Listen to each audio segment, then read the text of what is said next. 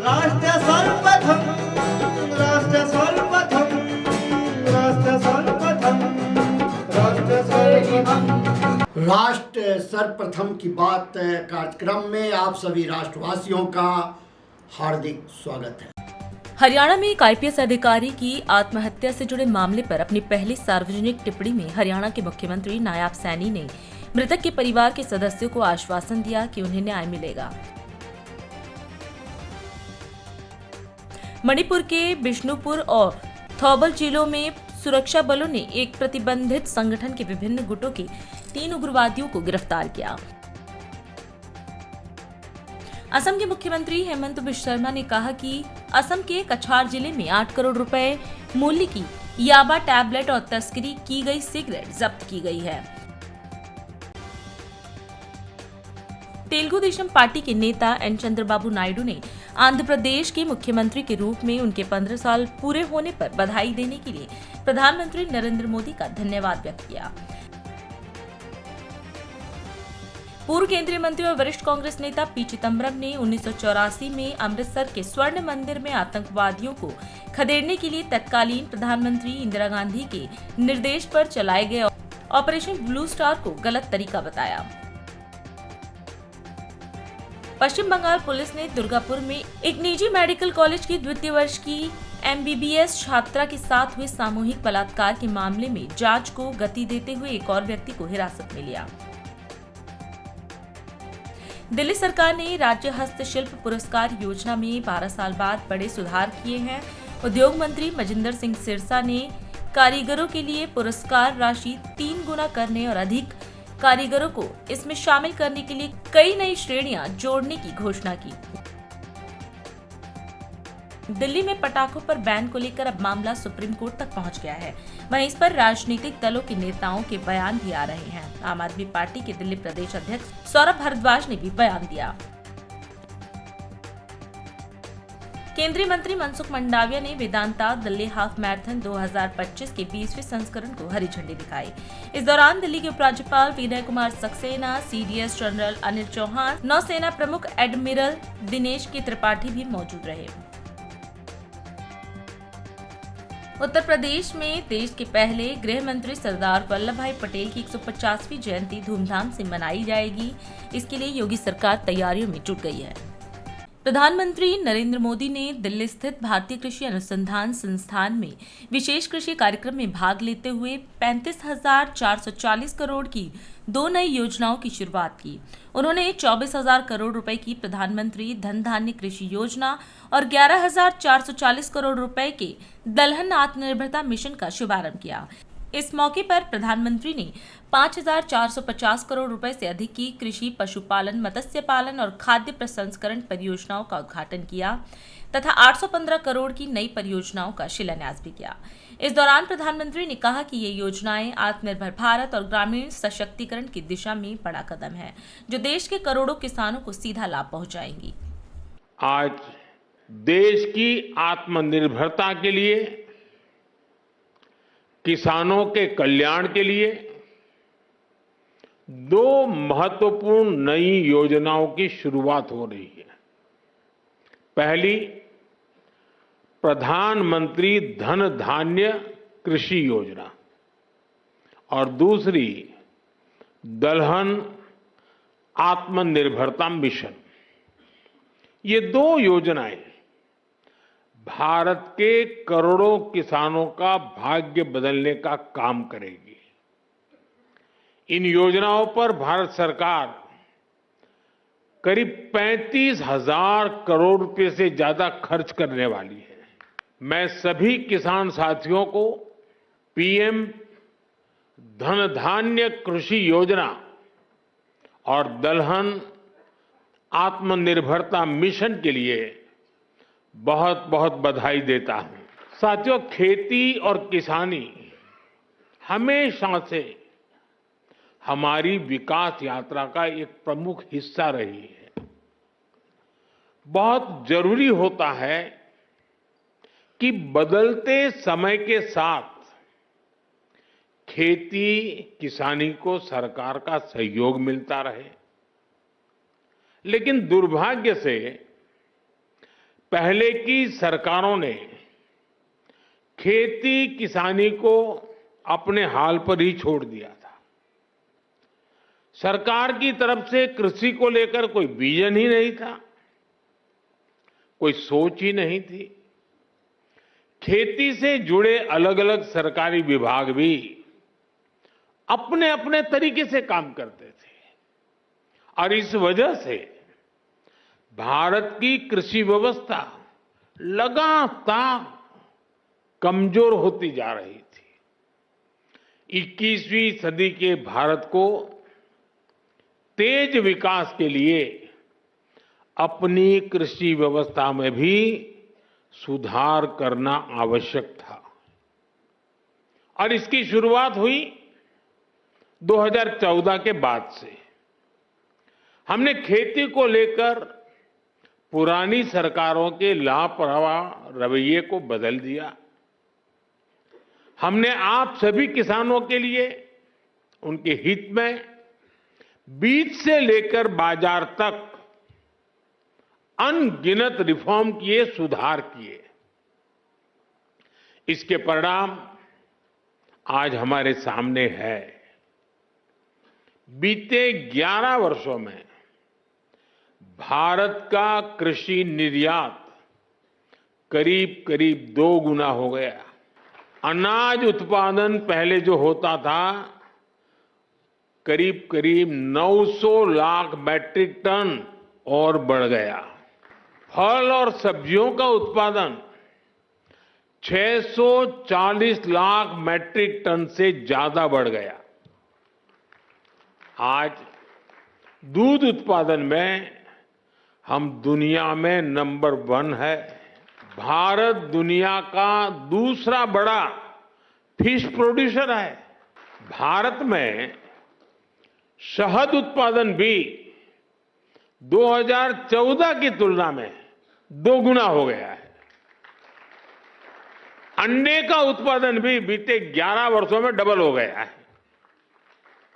इस दौरान देश में 6 बड़ी फर्टिलाइजर फैक्ट्रियां बनाई गई हैं। 25 करोड़ से ज्यादा सॉइल हेल्थ कार्ड किसानों को मिले हैं। 100 लाख हेक्टेयर में सूक्ष्म सिंचाई की सुविधा पहुंची है। पीएम फसल बीमा योजना से करीब 2 लाख करोड़ रुपए, यह आंकड़ा छोटा नहीं है, 2 लाख करोड़ रुपए क्लेम के रूप में किसानों को मिले हैं। अब विकसित भारत बनाने में आपकी बहुत बड़ी भूमिका है। एक तरफ हमें आत्मनिर्भर होना ही है, दूसरी तरफ हमें वैश्विक बाजार के लिए भी उत्पादन करना है। पीएम धन धान्य कृषि योजना, दलहन आत्मनिर्भरता मिशन, ये दोनों इसमें बड़ी भूमिका निभाएंगे। आज इस महत्वपूर्ण अवसर पर एक बार फिर इन योजनाओं के लिए मेरे किसान भाई बहनों को मैं अनेक अनेक शुभकामनाएं देता हूं। मोतीनगर विधानसभा क्षेत्र के विधायक हरीश मदन लाल खुराना धीरे धीरे आम जनता में लोकप्रिय जहां हो रहे हैं, वहीं प्रशासनिक क्षमता को मजबूत कर जमीनी स्तर पर विकास कार्य को किस प्रकार सुचारू रूप से चलाया जाए, इस उद्देश्य की पूर्ति के लिए निगम कर्मी एवं जल बोर्ड से जुड़े कर्मचारियों एवं अधिकारियों का सम्मान दीपावली मिलन के नाम पर बढ़ाया गया, जिसकी चर्चा जोरों से होने लगी है। हरीश मदन लाल खुराना द्वारा दिल्ली के लोकप्रिय मुख्यमंत्री रहे स्वर्गीय मदन लाल खुराना की याद में पंजाबी बाग चौक पर 15 अक्टूबर को कार्यक्रम और पूर्व मुख्यमंत्री के नाम पर उसका नामकरण किए जाने की घोषणा से ही संपूर्ण दिल्ली के पूर्वांचलवासी, पंजाबी एवं हरियाणा समुदाय में एक उल्लास देखा जाने लगा है।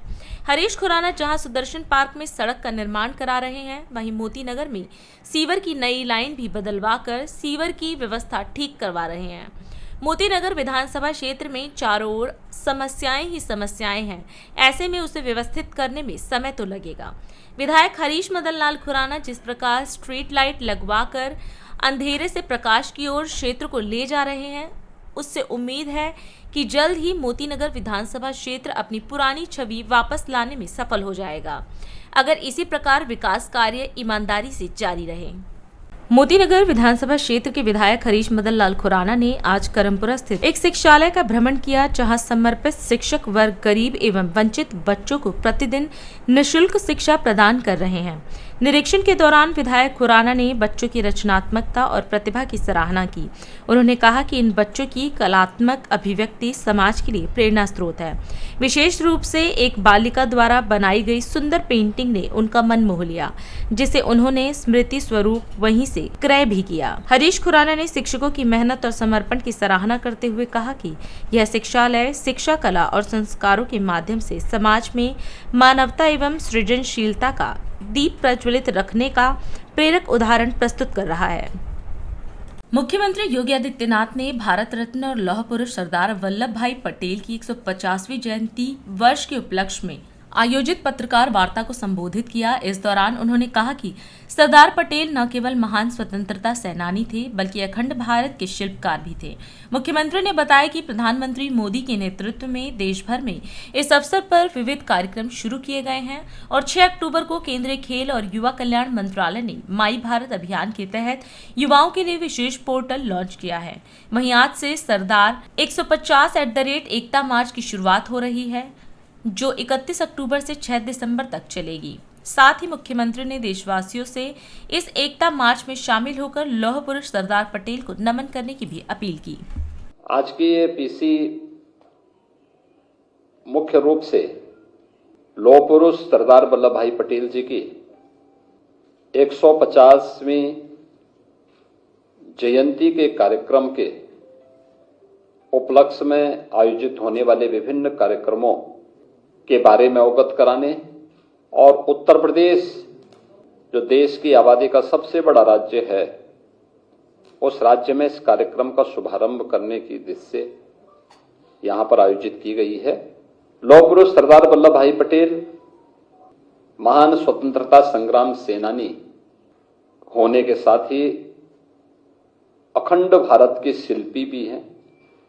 यह वर्ष हमारे लिए सौभाग्य का विषय है कि लौह पुरुष सरदार वल्लभ भाई पटेल, जो स्वतंत्र भारत के प्रथम गृह मंत्री और उप प्रधानमंत्री के रूप में भी जिन्होंने अपनी सेवाएं देश को दी, यह वर्ष उनका 150वें पावन जयंती का वर्ष भी है। पूरे देश के अंदर आदरणीय प्रधानमंत्री जी के नेतृत्व में अनेक प्रकार के कार्यक्रम इस अवसर पर प्रारंभ हुए हैं या होने जा रहे हैं, जिसमें 6 अक्टूबर को केंद्रीय खेल और युवा कल्याण विभाग मंत्रालय के माननीय मंत्री श्री मांडविया जी ने माई भारत अभियान के अंतर्गत युवाओं के लिए होने वाले विभिन्न प्रकार के कार्यक्रमों के लिए एक पोर्टल भी जारी किया है और उस कार्यक्रम के अंतर्गत होने वाले रजिस्ट्रेशन के क्रम में आज हम उत्तर प्रदेश के अंदर होने वाले जो विभिन्न प्रकार के कार्यक्रम हैं, इन कार्यक्रमों को आगे बढ़ाने की दिशा से उसका शुभारंभ भी करने जा रहे हैं, जिसमें सरदार @150 यूनिटी मार्च, यह अभियान 31 अक्टूबर से 6 दिसंबर के बीच में एक बड़ा अभियान होगा, जो देश भर के हर जनपद के 5 युवा इस अभियान का हिस्सा बनेंगे और ये सरदार साहिब के जन्मभूमि से लेकर के केवड़िया तक की 150 किलोमीटर की इस यात्रा को ये सभी युवा जन जागरण अभियान के विभिन्न प्रकार के कार्यक्रमों के साथ जुड़ते हुए आगे बढ़ाने का काम करेंगे। 31 अक्टूबर को रन फॉर यूनिटी का कार्यक्रम हर जनपद में आयोजित होगा। भारतीय जनता पार्टी और सरकार ने यह भी निर्णय लिया है कि हर लोकसभा क्षेत्र में एक 8 से 10 किलोमीटर की पदयात्रा इस दौरान निकाली जाएगी। इन यात्राओं में विधानसभाओं में 1 नवंबर से 25 नवंबर के मध्य 8 से 10 किलोमीटर की पदयात्राएं हर एक लोकसभा क्षेत्र के अंतर्गत आने वाली विधानसभाओं में आयोजित होंगी। रोड यात्रा के कार्यक्रम में युवा मोर्चा के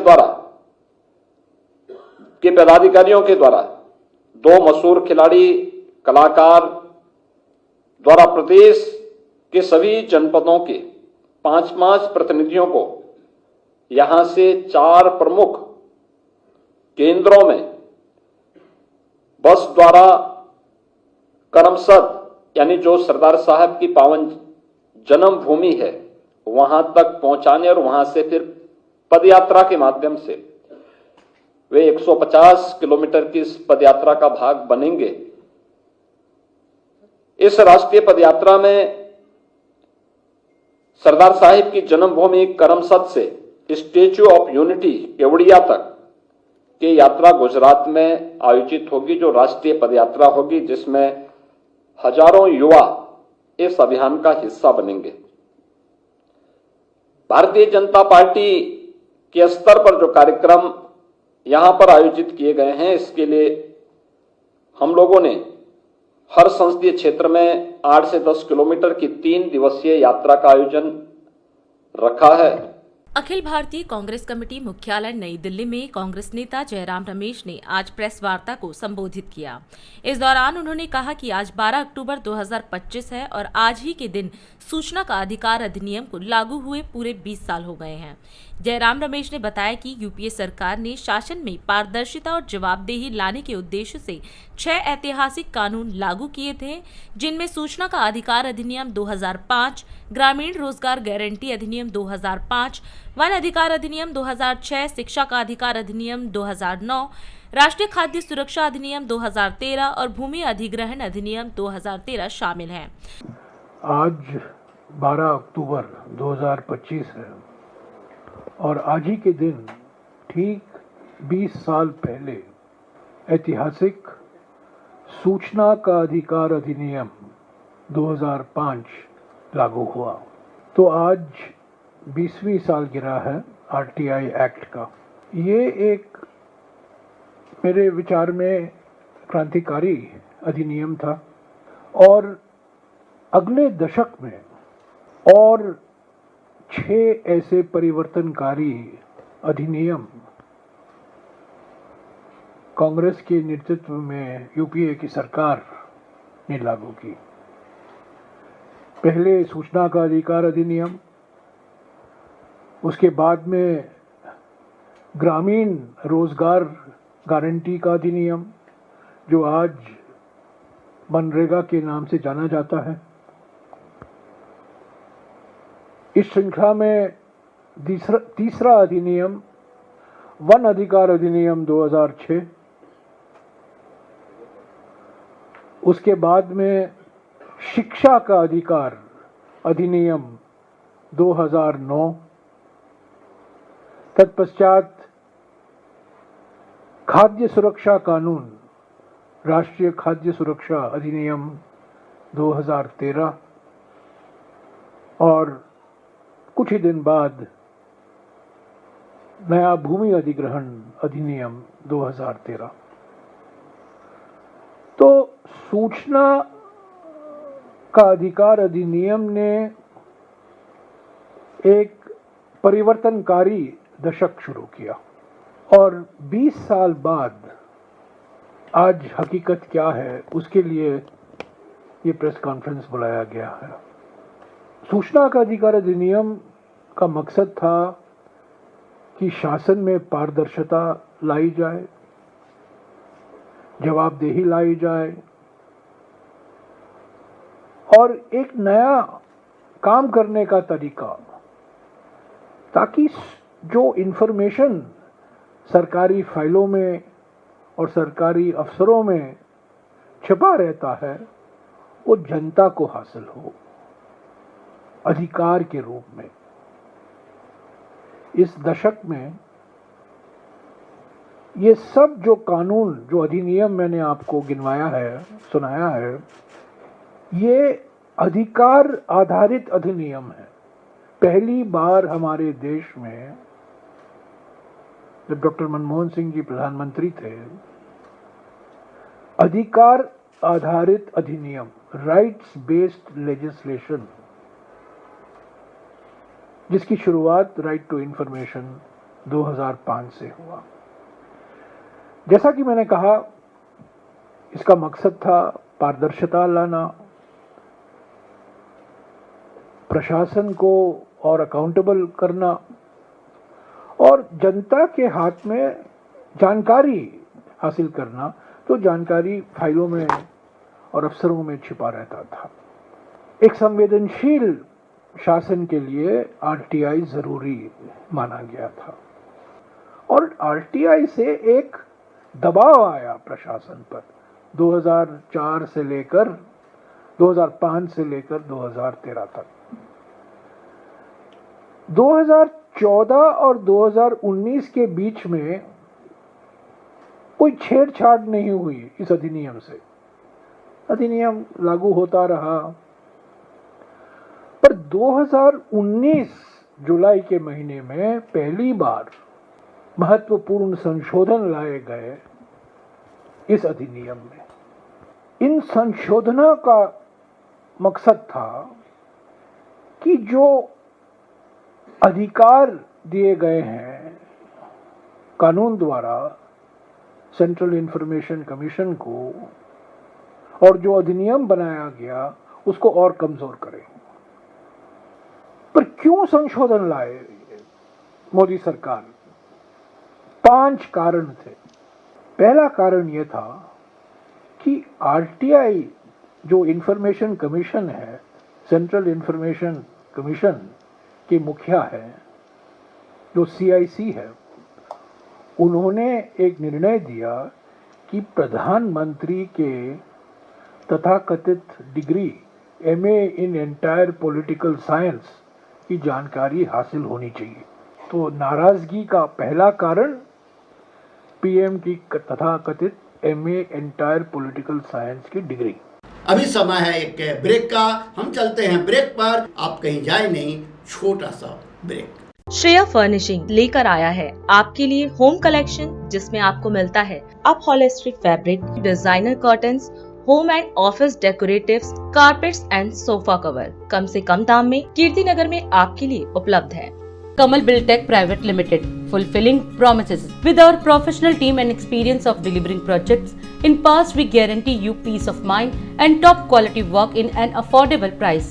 राष्ट्र सर्वप्रथम की बात कार्यक्रम में ब्रेक के बाद एक बार फिर आप सभी राष्ट्रवासियों का स्वागत। झगरपुर में कोलता समाज की आम सभा का आयोजन किया गया, जिसमें मुख्यमंत्री विष्णुदेव साय ने शिरकत की। इस दौरान उन्होंने नवनिर्मित रामचंडी मंदिर के प्राण प्रतिष्ठा कार्यक्रम में शामिल होकर पूजा अर्चना की और समाज के लोगों से आशीर्वाद प्राप्त किया। मुख्यमंत्री ने धर्म और संस्कृति के संरक्षण में कोलता समाज के योगदान की सराहना करते हुए कहा कि समाज की यह आस्था और संगठन शक्ति छत्तीसगढ़ की सांस्कृतिक पहचान है। साथ ही उन्होंने क्षेत्र के विकास और जन सुविधाओं के विस्तार को लेकर कई महत्वपूर्ण घोषणाएं भी की। आज के ये ऐतिहासिक कार्यक्रम में उपस्थित सभी सज्जनवृंद, मातृशक्ति माता बहनी मन, युवा साथी मन, हमारे यहाँ के कलेक्टर, एसपी, सभी अधिकारी कर्मचारीगण और मीडिया के साथी भाई मन, और आज रणेश्वर रामचंडी मंदिर के प्राण प्रतिष्ठा हुए हैं। मैं कोलता समाज सहित पूरे क्षेत्रवासी के जिलावासी ला मैं बधाई और शुभकामना देता हूं। तो आज यहाँ झगरपुर में मंदिर परिसर में या जहां भी एक सामुदायिक भवन पर मैं 25 लाख रुपया की घोषणा करता हूं। उसने ये ले लूंगा भी विकासखंड मुख्यालय है, वहां भी कोलता समाज के लिए सामुदायिक भवन के लिए 25 लाख रुपया की घोषणा। और ये जो कुंजारा तोलगे होते हुए मिलूपारा ये जो रोड है, और ये करीब 50 करोड़ रुपया कर लागत आई रोड के निर्माण पर, ओकर मैं भी आज घोषणा करता हूं। और एक वार्ड क्रमांक 5 कटेलपारा के बीच में नदी है और आवागमन में दिक्कत होते तो वहां नदी में भी स्टाफ डैम कम काजवे एकर निर्माण के लिए भी यहाँ 2.5 करोड़ के यहाँ पर लिखिन है। जितना भी ओकर एस्टिमेट हो ही ओकर मैं घोषणा करत हूं। और एक लैलुंगा कुंजारा से गमे केला खारू नदी में पुलिया निर्माण शायद एकर 10 करोड़ के आसपास जो भी एस्टिमेट बनी एकर भी मैं घोषणा करत हूं। और एक वार्ड क्रमांक 11 में शासकीय कन्या हाई स्कूल ओकर नवीन भवन ओकर भी मैं घोषणा करत हूं। और प्रधानमंत्री सड़क वगैरह के भी प्रसावाई से एकर सब नियम प्रक्रिया होते ओकर अनुसार एला भी स्वीकृति कराए के प्रयास करबो। और एक ठन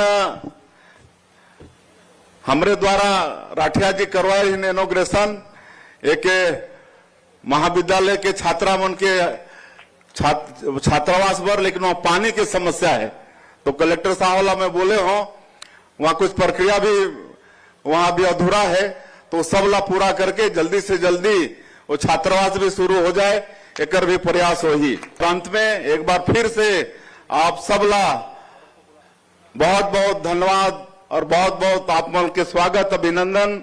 और मैं कोलता समाज के एक बार फिर से आभार व्यक्त करते हुए कि आज के कार्यक्रम में हमला बुलावा आगे भी आपन के आशीर्वाद मार्गदर्शन हमला मिलते रहे इसी विश्वास के साथ सबला धन्यवाद। उत्तराखंड के मुख्यमंत्री पुष्कर सिंह धामी ने पंतनगर विश्वविद्यालय में आयोजित 118वें अखिल भारतीय किसान मेले और कृषि उद्योग प्रदर्शनी में शिरकत की।